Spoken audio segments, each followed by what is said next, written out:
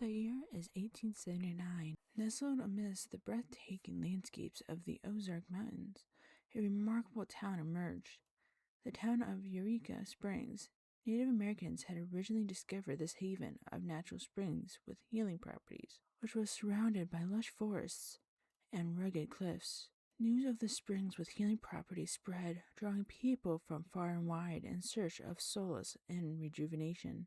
Eureka Springs quickly blossomed into a vibrant community as enterprising individuals flocked to the area, yearning for a touch of magic in their lives. By 1880, 2,000 homes had appeared and over 15,000 people were residing in Eureka Springs. Governor Powell Clayton, who was a visionary leader with a keen eye for progress, recognized the immense potential of Eureka Springs and was determined to unlock its full splendor.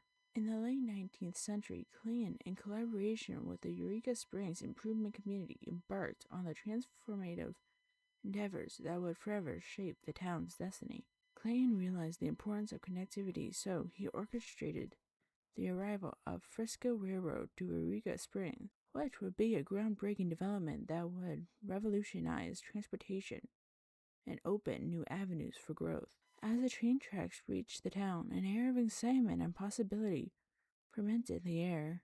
The Eureka Springs Improvement Company, understanding the town's reputation as a healing retreat, knew that a grand resort hotel was a necessity to cater to the influx of visitors. In 1884, the construction of the Crescent Hotel commenced, marking the beginning of a magnificent architectural endeavor.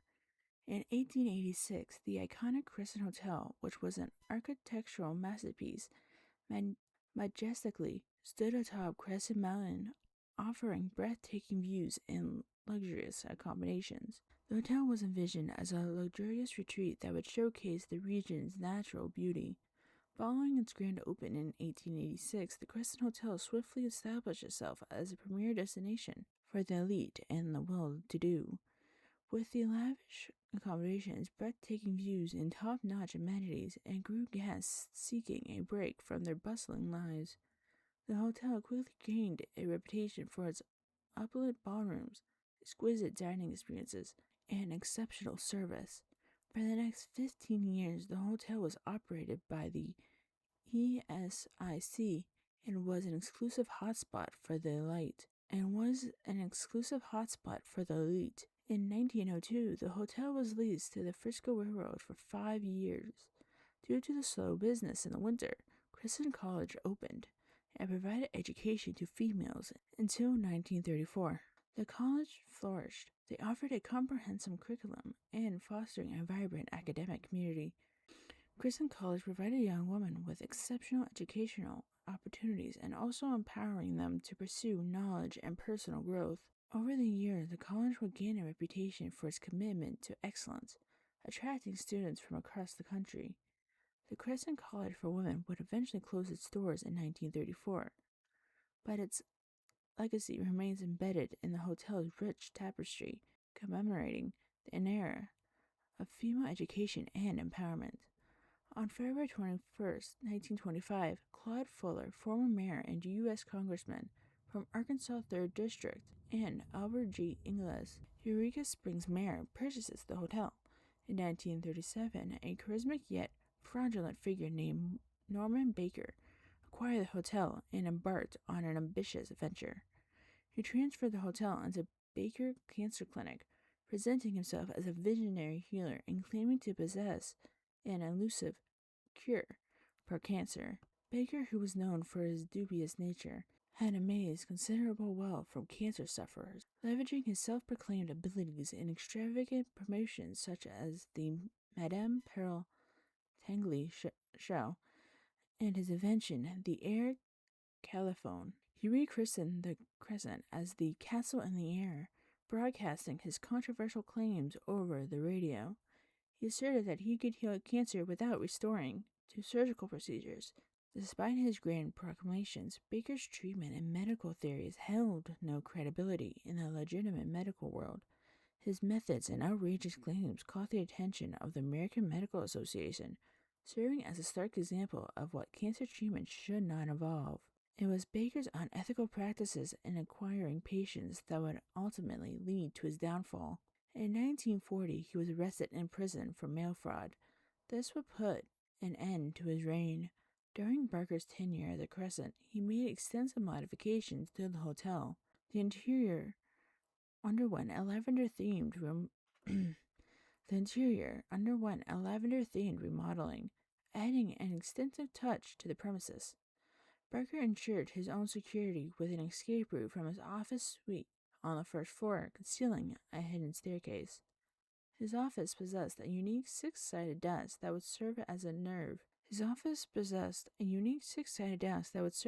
nerve center for his 6 different businesses, showcasing his entrepreneurial spirit and unethical nature.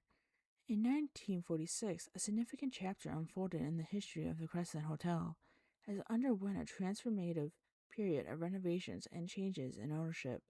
4 individuals, namely Herbert A. Bayfield, Robert R. Constantine, Dwight O. Nicholas, and Herbert E. Shutter, assumed ownership and set out to restore the hotel to its former glory. With a shared vision and determination, they breathed new life into the historic establishment, ensuring that the grandeur was meticulously preserved. One of the key strategies employed by the new owners was to establish travel vacation packages in collaboration with Frisco Railroad. This partnership brought forth a wave of tourists to the Eureka Springs area, eager to experience the charm and allure of the Crescent Hotel. In 1967, a devastating fire attributed to faulty wiring ravaged the penthouse level and significant portion of the 4th floor of the Crescent Hotel.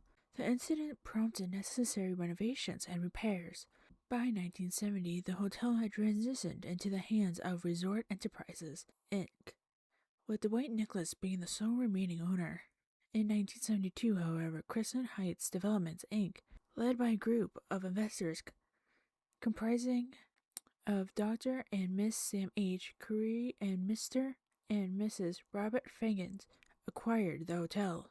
The collective goal was to revive the Crescent Hotel to its former glory, while simultaneously introducing modern amenities. In a phased approach, they meticulously restored the property, expanding its facilities. It was during this period that the first reports of supernatural occurrences surfaced, adding to the hotel's mystique. In 1980, a reorganization took place, bringing Riverview Management of Arkansas, Inc. on board as a general partner. Under the new management, the Crescent Hotel witnessed memorable events. In 1985, the iconic Crystal Ballroom played host to a sold-out concert by Willie Nelson, while then-Governor Bill Clinton delivered a keynote speech at an annual chamber banquet. In 1988, the Wichita Federal Savings and Loan of Wichita, Kansas, assumed possession of the hotel, only to subsequently sell it to Gary and Carol Clausen, who became the owners. On February 28, 1997, Martin and Elise Rocknick became the owners. On February 28, 1997, Martin and Elise Rocknick became the owners of the Grand Old Lady of the Ozarks, despite its run-down conditions. Their passion for preservation led them to save this historic structure from complete ruin. In May 2000, during a grand garden party held at the hotel's Fountain Garden, the Rosnicks publicly announced their ambitious 10-year plan to restore the Crescent to its former glory. Mr. Rognick emphasized the importance of, quote, economic sustainability, end quote, for the hotel's future. Thus began a transformative process that would see the 10-year plan completed in just 5 years. In 2008, 4 two-bedroom treetop cottages were added to the hotel's 15-acre mountaintop property, blending seamlessly with Eureka Springs' agricultural style. Inspired by E. Fay Jones, a student of Frank Lloyd Wright, to enhance the Crescent's wedding offerings, a new conservatory was built on the site of the original conservatory used by the Crescent College. This new glass-enclosed room became the most sought-after venue for wedding receptions. Another notable addition was the new Moon Spa, which acquired the entire garden level of the hotel. Initially offering spa services, it expanded to include a full hair, nail, and makeup salon to cater to guests and brides. During renovations, a piece of history was uncovered when the old dark bowling lanes were revealed and incorporated into the design of the salon. But now, over the past 25 years, Crescent has gained reputation as America's most haunted hotel, thanks to national and international paranormal television shows that have featured this historic hotel of America. The hotel's fame would reach new heights in 2019 when an accidental discovery revealed the midden of Norman Baker, the charlatan who ran the hotel as a fraudulent cancer-curing hospital in the late 1930s.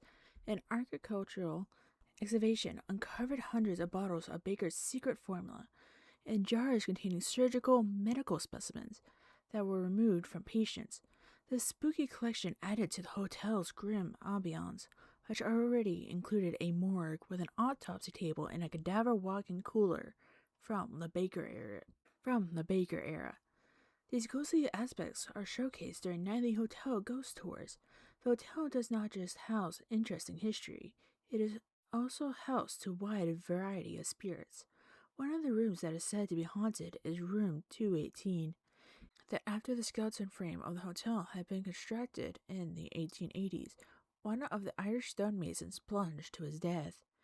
This room has proved to be the most active room in the hotel and had attracted TV film crews for decades because of the quantity and quality of the ghost sightings reported. Throughout the history of the hotel, employees have referred to the spirit as Michael. In this room, guests have witnessed hands coming up from the bathroom mirror, cries of a falling man in the ceiling, and the door opening then slamming shut, unable to be opened again. In the hotel's crystal dining room, many employees have encountered playful spirits in Victorian dresses. One holiday season, while the dining room was closed, the grand Christmas tree and the packages underneath had moved from one end of the room to the other. The next morning, employees found the tree and packages moved, with chairs circling and facing the newly placed holiday symbol. Another time, employees returned in the morning to find the dining room in perfect order, except for menus scattered throughout the room. Yet another, a waitress, looked into the huge mirror between the doors from the dining room to the kitchen and saw a man and woman in Victorian garb facing each other as in a wedding. The groom turned and made eye contact with the waitress, and then the couple faded away. The waitress would quit her position shortly after this incident. Another commonly reported paranormal activity is a man in Victorian clothing sitting at a table near the window saying, quote, "I saw the most beautiful woman here last night, and I'm waiting for her to return," end quote.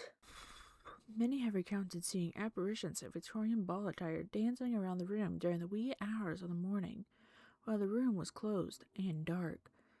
There are several apparitions from back when the hotel was a hospital. One of these apparitions is said to be Dr. Baker. He is normally seen in the hotel lobby. He is described as a man in a purple shirt and white linen suit matching photographs of the infamous entrepreneur.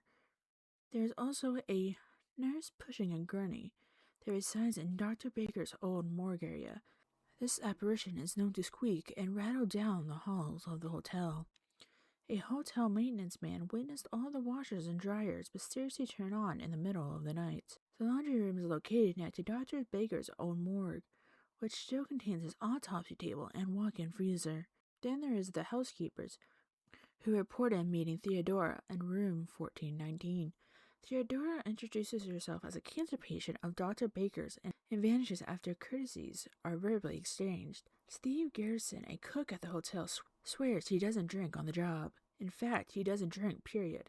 However, Garrison may have been tempted by two strange encounters in the kitchen of the haunted hotel's crystal dining room.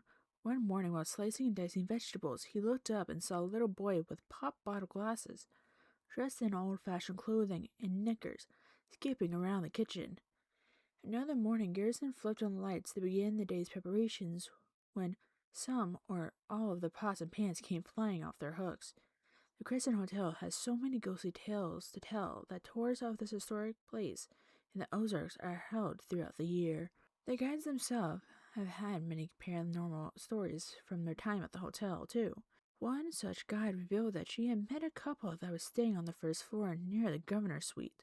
The couple subsequently told the guide that on their second night in the hotel building they had slept with just a sheet covering the two of them. The husband then woke up in a deep sweat, realizing that someone or something had tucked them in with a comforter. Apparently, they had been tucked in 3 more times that night. Another guide recounted an incident where 2 guests checked into room 221 one early spring afternoon. Upon leaving the elevator for the second floor, they immediately encountered a man wearing a all-black Victorian-style outfit. With a smile, he asked the guests as to whether or not they required help to finding their guest room. Believing the person was to be a hotel employee, they agreed. The man in Victorian attire led them to room 221, unlocking the door and pushing it open. As the couple entered, the man stayed outside the door smiling and tilted his head from side to side. One of the two realized that they had not tipped that man, and when they spun around with some cash, he had seemingly disappeared. Perplexed, the 2 guests just relaxed in the guest room for the rest of the night. When they tried to re-enter room 221 later that evening, the door would not budge. The couple then descended down to the front desk, where they asked what was wrong with the key. The staff member stated that they had somehow received the key to room 321. The two described the man who had originally led them into room 221, and the staff member reported that no such person presently worked at the hotel.